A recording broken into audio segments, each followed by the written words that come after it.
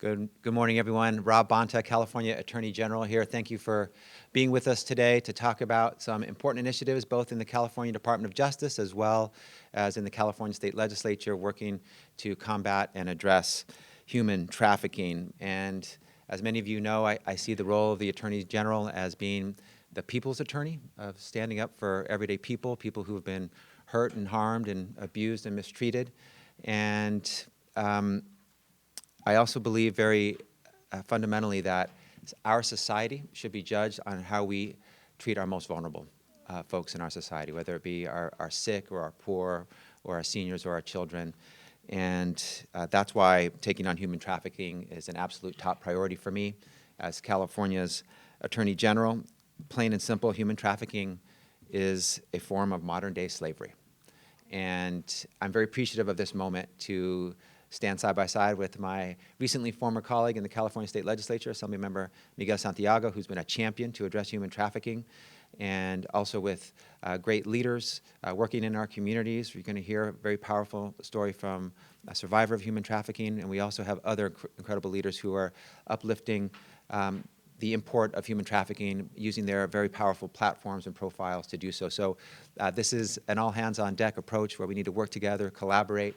I always think about that Martin Luther King Jr. statement and phrase, that inescapable network of mutuality, our single garment of destiny. We all need each other to fight for the common threats and common challenges in our society. This is an exemplar of that today. So I'm proud to be with this incredible group. And human trafficking has long been a huge challenge and a major threat to the health and livelihood of individuals throughout our nation, throughout our world, and the state of California. And the pandemic has not made things better. In fact, it's served only to exacerbate many of the underlying risks that lead to it in our state. As economic conditions have worsened for many during the pandemic, labor and sex trafficking victims are reportedly facing increasingly unsafe, harsh, and exploitive conditions. And these are often vulnerable populations who are less likely to have access to traditional social safety nets. And they need our assistance. We need to be there for them. They are deserving and in need of our support, and we need to provide it. In California, we have the largest California's largest human trafficking services provider, the Coalition to Abolish Slavery and Trafficking, CAST. They report that they have seen a 400% increase in demand for food and housing assistance. They've also reported seeing a 185% increase in the need for emergency services to support survivors of trafficking during the pandemic. So the need for support is rising, and we need to be able to meet that demand for support. And even before that, we already know that California has typically seen more reported cases of human trafficking than any other state in the nation. According to the National Human Trafficking Hotline, there were more than 1,500 reports of human trafficking in California in 2019 alone. The bottom line is we all have to work together at every level of government and with our community-based organizations in society to help bring human trafficking to an end. So that's why today I'm very thankful for the opportunity to announce three things. First, we're formally announcing the launch of our human trafficking teams at the California Department of Justice. Thank you. That's a big deal. We are also issuing critical guidance to help reduce harm for sexually exploited children in important interactions with law enforcement. I'll talk more about how critically important that is, that paradigm shift in no longer seeing victims and survivors of human trafficking as criminals, but seeing them as the victims and survivors that they are. And then finally, we're highlighting major new grants that are in the proposed budget that we hope will be signed to directly support survivors of trafficking and take on some of the effects of the pandemic. And we already have $10 million a year ongoing to address human trafficking in the state of California because of the leadership of the folks to my left and to my right.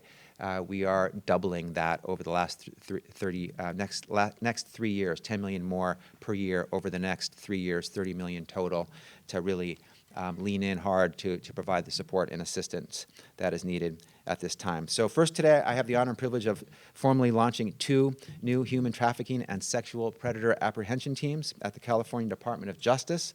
Overall, there will be 13 special agents and 2 crime analysts, all new positions dedicated to directly tackling and assisting in efforts to eradicate human trafficking in the state.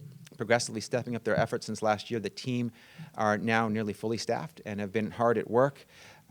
Together, they will help our office directly step up prosecutions of traffickers and support law enforcement partners in disrupting and dismantling human trafficking and the criminal exploitation of children. We have teams that cover Northern California and Southern California, and their work is going to be instrumental in helping our office support our partners and, where appropriate, work criminal cases up ourselves. And to date, many agencies have already reached out to us for assistance and collaboration in multi-jurisdictional efforts.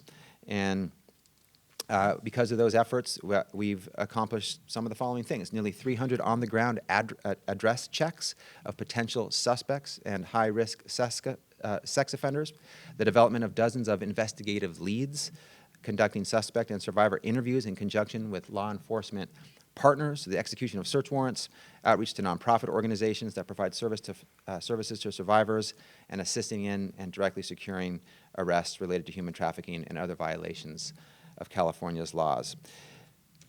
That was item number one. Second, I want to talk about what we're doing today, issuing new guidance to our law enforcement partners across the state on key techniques meant to help reduce harm in law enforcement interactions with sexually exploited youth. For a long time, our sexually exploited youth were not treated as they should have been, as victims, as survivors. They were treated as criminals. That was wrong. That needs to change. They are not criminals. They are victims and they are survivors, and our work should reflect that fundamental understanding every step of the way. So that's what our guidance will provide direction on, including things like making sure our law enforcement personnel know that they need to remember that trauma impacts the ability of youth to recall information, creating the potential for there to be gaps in their stories or have details presented in a nonlinear fashion, and that needs to be understood. It shouldn't be viewed as a lack of credibility. It's part of the natural course when you are facing and experiencing trauma. It's also very important for our law enforcement to clearly establish the purpose of their interactions with exploited youth, reminding them that they are not in trouble and they are not under arrest. That, again, that they are victims and they are survivors and they are there to be supported.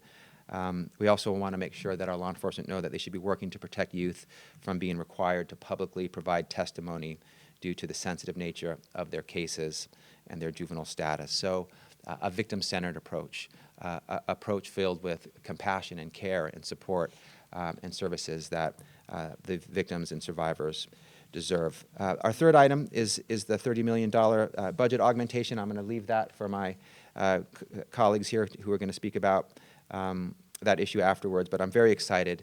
A budget is not just numbers on a page. A budget is a reflection of values of who we are and who we want to be as a community, as a society, as a state, and by investing double in addressing human trafficking throughout the state, we are showing exactly who we are and what we stand for and what we care about. And let me close by reminding everyone that our office makes human trafficking notices meant to be placed in businesses across the state available on our website. So we offer that resource to any of you who are watching who seek to place them in your place of business. These notices work to inform the public and help ensure potential victims of trafficking are aware of resources available to them in California, including through incredible organizations like CAST, who you'll hear from later. They're available in multiple languages, 24 to be exact, and they make a difference. And so let me finally end by saying we're all in this together. This is an issue that brings people from all different parts of the state and different perspectives and places on the ideological spectrum together. We know this is wrong. We know this is unacceptable in our communities. We know we need to do everything in our power to address and eliminate human trafficking. So I'm very proud to stand with this incredible coalition today to say just that. We're doubling down on our efforts. We're working hard and doing everything in our power to address human trafficking. So with that, let me turn it over to my colleague, Assemblymember Santiago. After everyone else has had a chance to speak, we'll open it up for some questions. Assemblymember Santiago. Thank you. Thank you, Mr. Attorney General. Look, what we're doing today is we're injecting a shot of steroids and ramping up the efforts to fight human trafficking. We're here in Los Angeles because this is one of the hubs. Not too far away from here, either on Skid Row, Pico Union MacArthur Park, or Koreatown. Young people are stolen from their homes or stolen from their backyards, held against their will, and made to do the most horrific of things. Either forced to work or forced to do sexual acts where somebody else profits. the worst unimaginable conditions, and they've only worsened during COVID. And we know that, where people were stuck at home, quarantining, where people weren't out, and the situation just got much worse. Imagine being a person who was stuck in those horrible situations during COVID with no ability to get help. And so what the AG is doing today, and what everybody here is advocating, will finally fight human trafficking the way it should be fought, with everything and guns blazing. And I'll tell you why this is important. This two-prong approach is critical.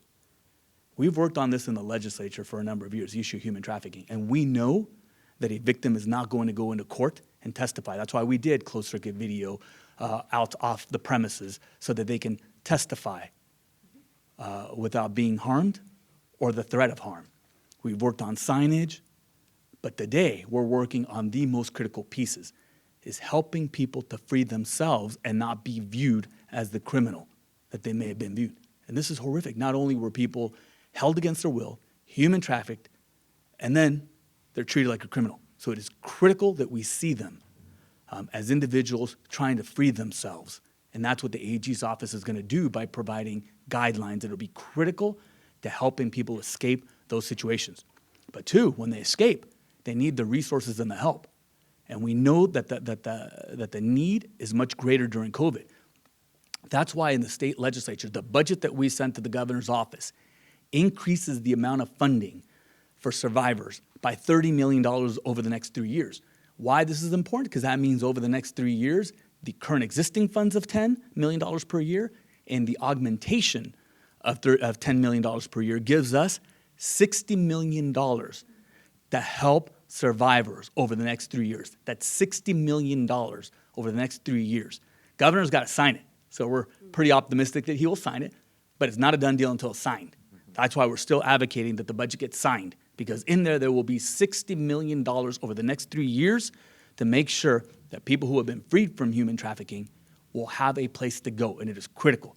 That's why we're extremely excited about our folks today, our celebrities who are here today, and they'll share their stories, because they played a very critical role in elevating the conversation about how important to fight human trafficking is.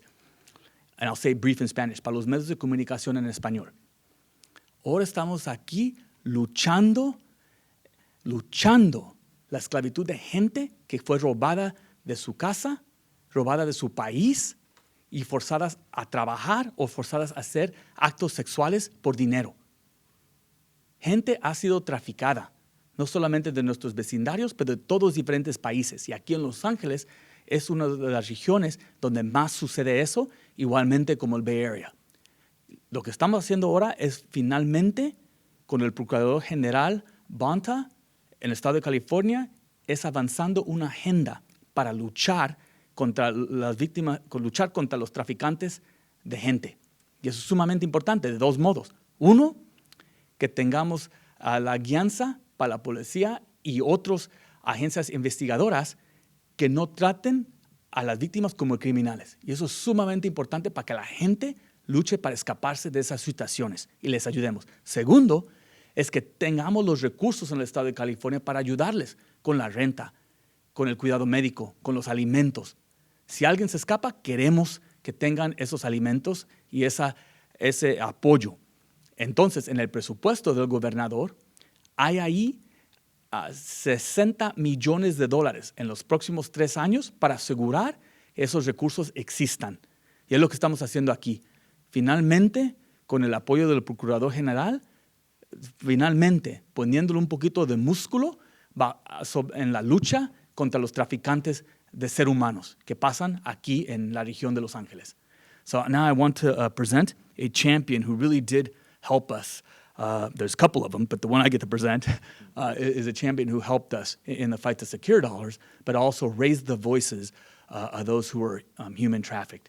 And that is Alyssa Milano, who is an actor, I'd say an activist more than anything else, but and a UNICEF ambassador. And the reason I say activist is because, boy, does she fight for those who sometimes don't have a voice. So thank you. Fair enough. Thank you so much. Thank you to everyone for being here. Thank you to Attorney General Bonta. Assemblymember Santiago, Angela Guizon, and the Coalition to Abolish Slavery and Human Trafficking, Kay Buck, and my friend Mira Servino, who is actually the one who invited me to be here today, and their movement of more than 53 organizations and their life-changing work. I'm so happy to be here. Make no mistake, fighting human trafficking is an effort to change lives. There is nothing worse a person can do to another person than take away their humanity. To treat them as property, a commodity to be passed around and sold or rented to the highest bidder. Survivors of trafficking have been forced into sex work, but it's not just sex work. It's unpaid labor, indentured servitude, and modern-day slavery that exists in many corners of our society. Trafficking festers at this intersection of racism, sexism, economic injustice, and identity-based hate, and it needs to end now. The efforts that the people gathered here today are undertaking will get right to the heart of some of these problems.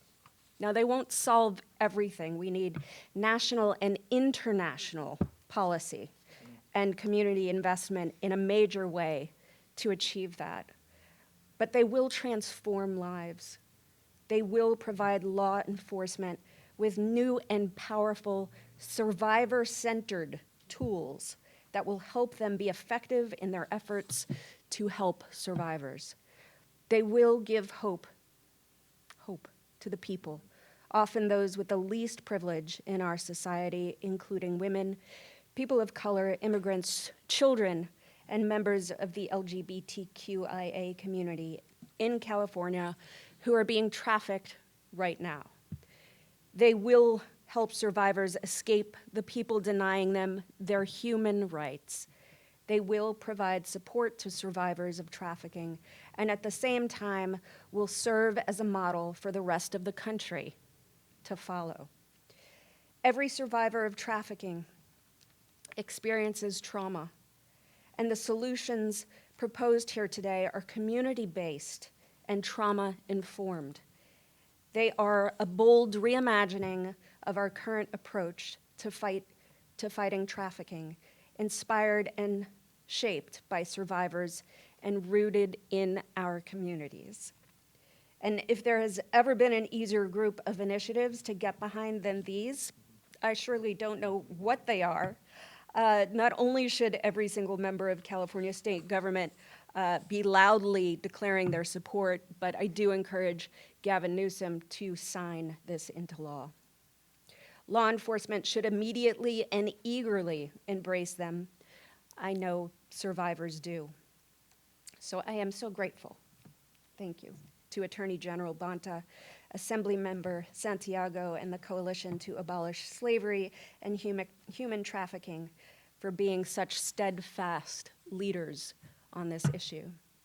And with that, I'd like to turn the floor over to a new found hero of mine, Angela Guizon, who will share some of her own direct experiences of being a survivor.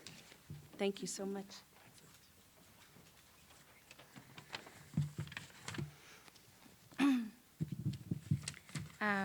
Thank you, Alyssa. Attorney General and Assembly Member Miguel Santiago. It's my privilege, I guess, and opportunity and to be here and heard by people, and by standing with these super powerful people, that when I was in my situation, I didn't think that I'm going to be standing here and be listened and be heard. My name is Angela, and I was born and raised in the Philippines, and I'm a survivor of labor trafficking and a member of Survivor Leadership Program of CAST. I was trafficked here in suburban LA in a healthcare industry. For 2.5 years, I was forced to work day and night. I was sleeping on the floor in the hallways. and I was served a food that was left over. It's a table scraps. And we were threatened that if we try to escape, we will be deported and we will be in jail. And in our country, if somebody will tell you that you're gonna be in jail, it's a different situation. You're gonna be scared with your life because you're gonna end up beaten up to death, or you were gonna end up raped.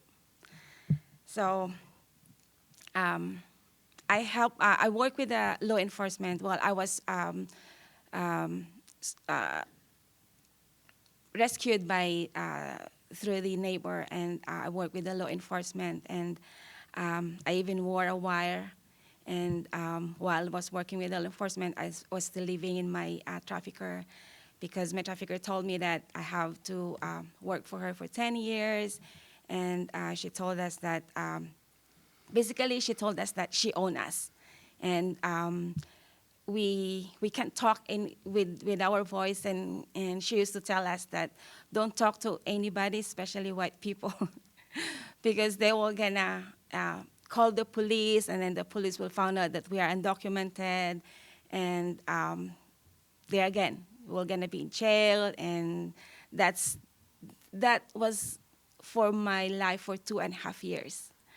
And CAST was there when they rescued me, and I was so, I guess, lucky that I found CAST, and they provide me with the case management, shelter, and they helped me with my mental and health issue.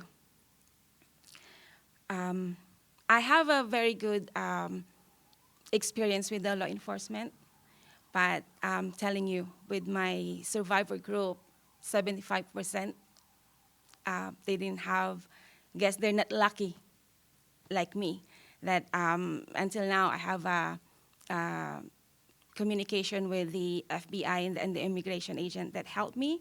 And I think that was also one of the reasons that my healing process was very good, and CAST was there like a family. I used to say that the shelter is my house, and I was born there, and it was my second life. For me, that was my second life.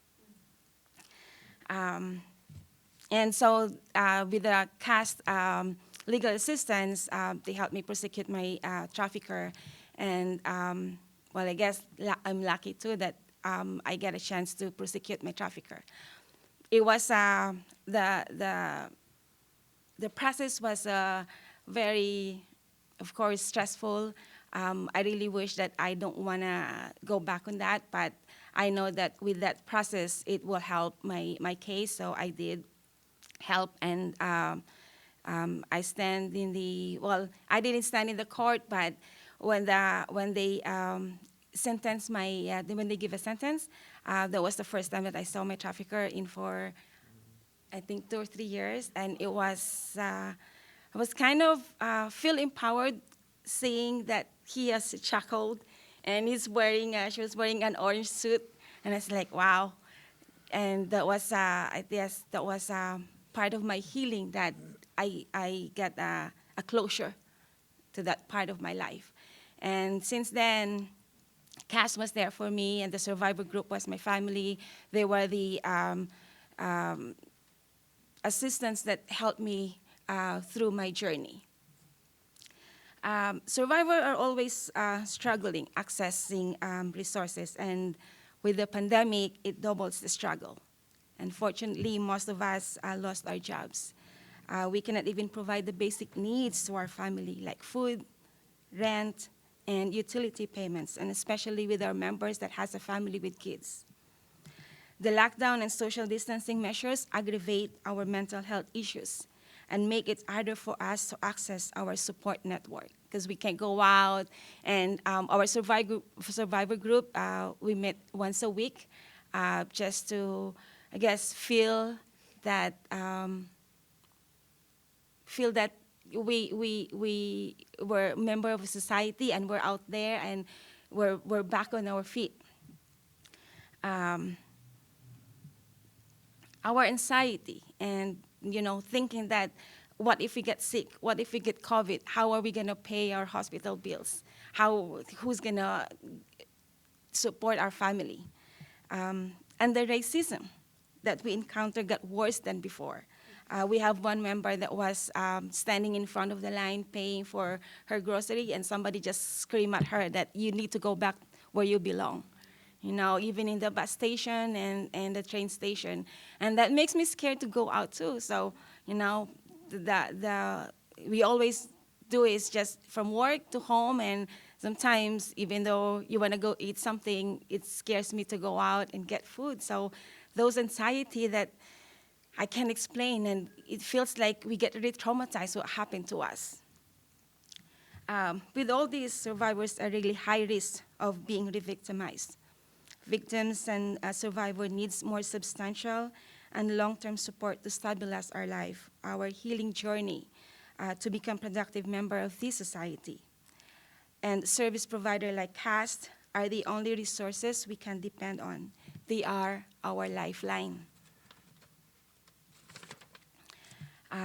We really need this budget for all the survivors and victims for our continued healing to become a productive. Governor Newsom, please don't leave us out of your COVID-19 budget. Survivors of human trafficking like me and our family are counting on you. My survivor group and I are pleading to sign this budget. We will be forever grateful. And thank you, Attorney General. I didn't heard about the two things that he mentioned earlier, and I was so listening. I was like, yay, we have someone in our behind now, more people, and in a good position. So thank you so much, and of course, Assemblyman, that he was always there for us too. Like he helped us. He's, I don't know if you guys understand how overwhelming for me to be here and always list, always like, because whenever my situation, we don't have a choice, we don't have a voice, we always shut up. But here, like, I kind of like stand here and talking and everybody's listening with these people behind me. It's like, yeah. Yes. So now I'm giving a person that is so close to us. She's been working with us for, I think, 12 years. And she's, I guess she's also like our mother because she's always there. But sometimes she always get up and they're like, oh, she's here. And she's a superstar, but for her, we are her superstar. And that makes us so, it's Mira Servino. Thank you. Wow. Well, how can I follow that? Thank you so much, Angela. Your testimony is invaluable. I think you've just seen the face of human trafficking that is living right among us. I want to right away thank you both so much, Attorney General Bonta and Assembly.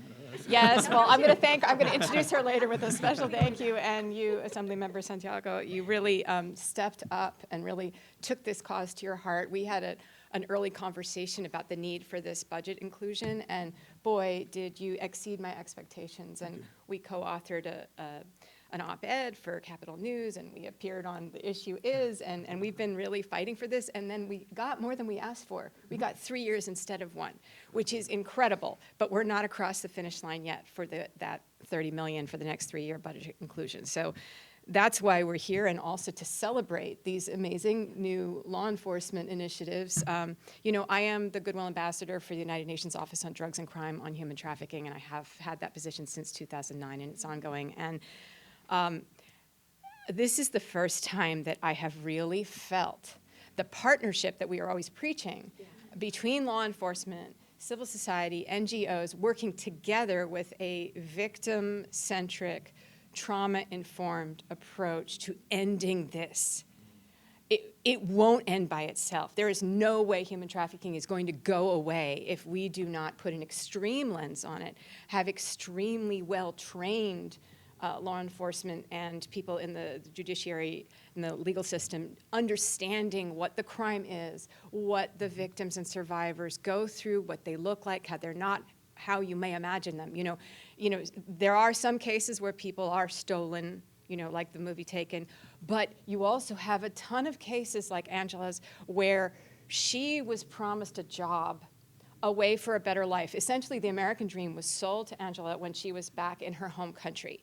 And she knew the trafficker there and had worked for her, if I understand, for her family.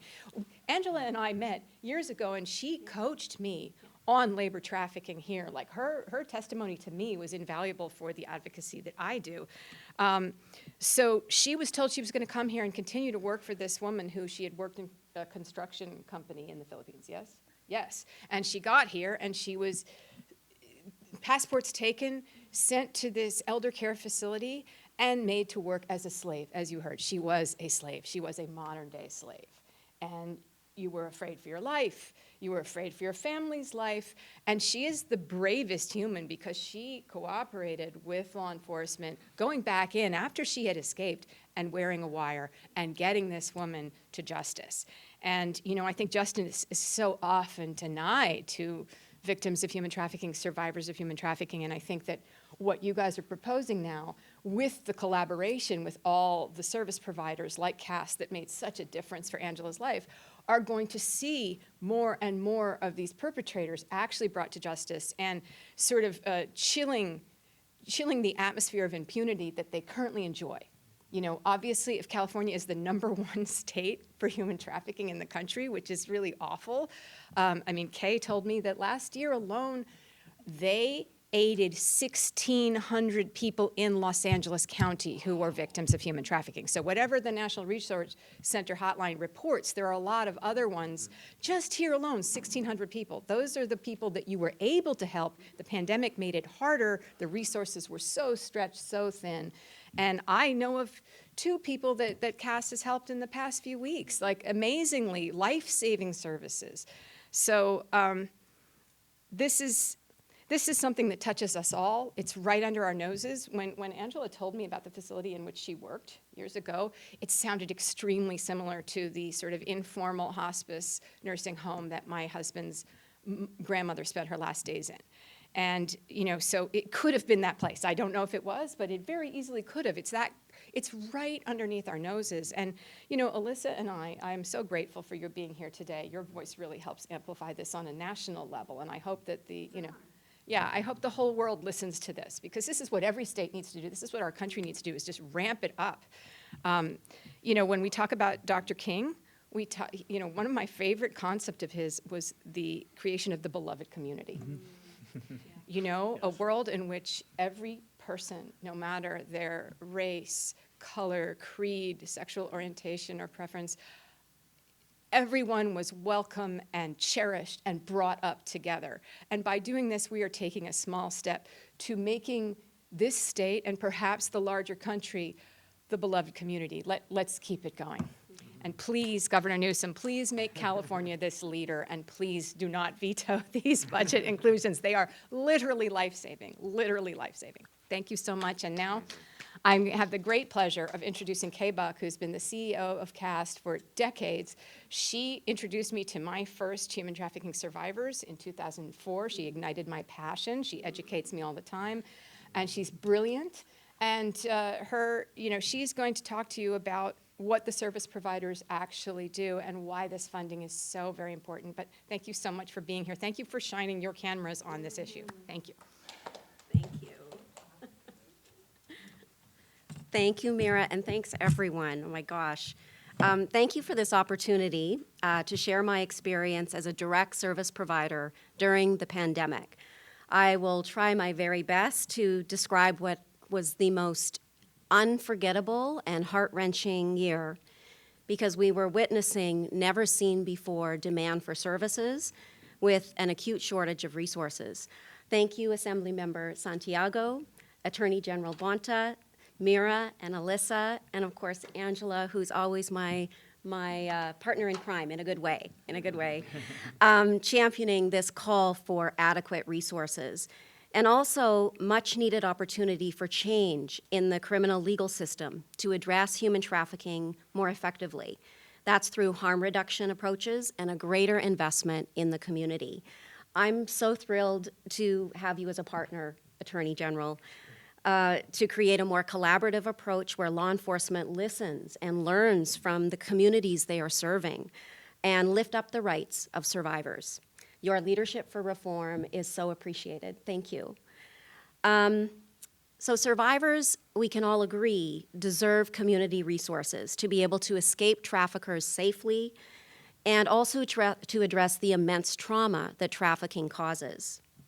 Many times this trauma is actually caused in part by being arrested for crimes that they were forced to commit, creating this domino effect of injustice and hardship, which only perpetuates human trafficking. It makes them more vulnerable.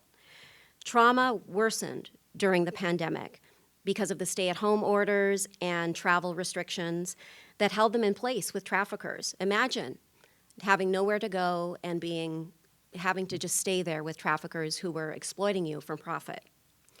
Survivors, I can tell you today, are still facing extreme economic impact of job loss, unstable employment, housing insecurity, and the increased health risk that were already appalling because of systemic inequities.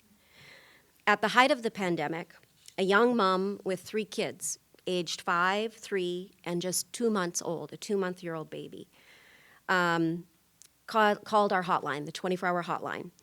She had run away from her trafficker where he had been beating her, but this time he was actually threatening to kill her children. They were hiding out in her car with nowhere to go, and our shelter was full. And my team called more than 30 other shelters, and no one could accept a family of 4.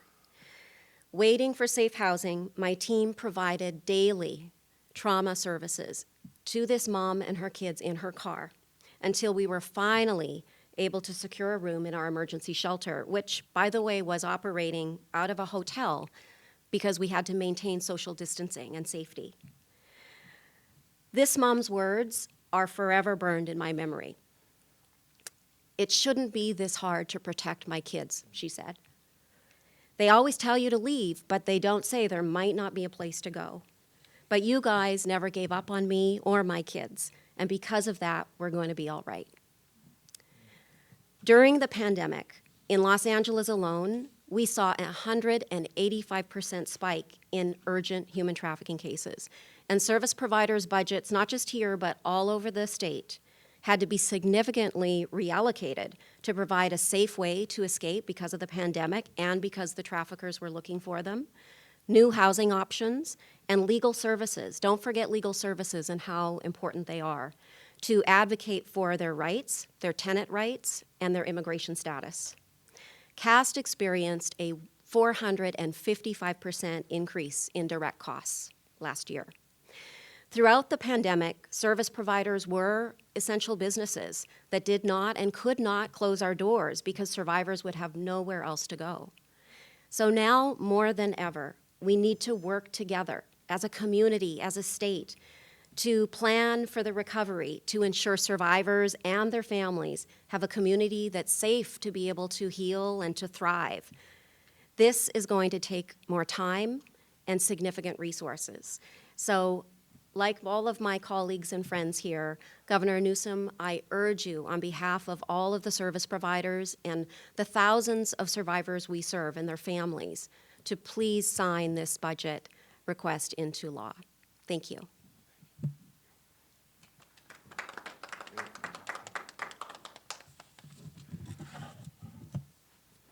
Okay, we can take any questions if there are any. We've heard a lot of powerful words and testimony, and if you have a question for a specific person, please specify.